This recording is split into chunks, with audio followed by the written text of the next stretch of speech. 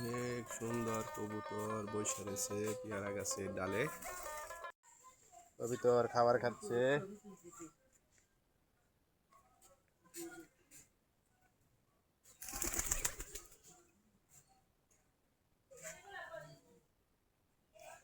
আমরা আমাদের গম ফুরিয়ে গেছে, আজকে আমরা দুদিন যাবত চাউল খেতে দিচ্ছি।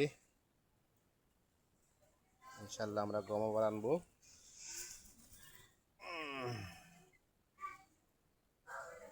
সবগুলাই খাচ্ছে।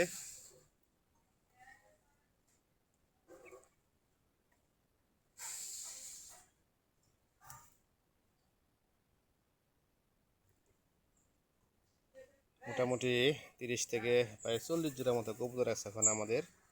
এই মাসে বেশ জোড়া বাচ্চা হয়েছে, আবার বিক্রি করে দেওয়া হয়েছে বাচ্চাগুলা।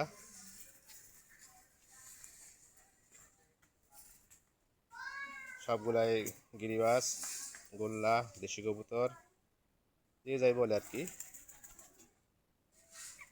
40 জোড়ার মতো কবুতর আছে এখন আছে আমাদের। মাসে মোটামুটি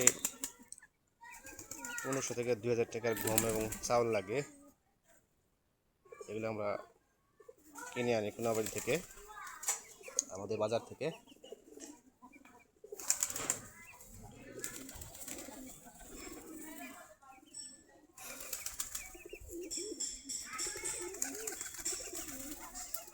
সবগুলো এখন ছড়িয়ে ছিটিয়ে আছে।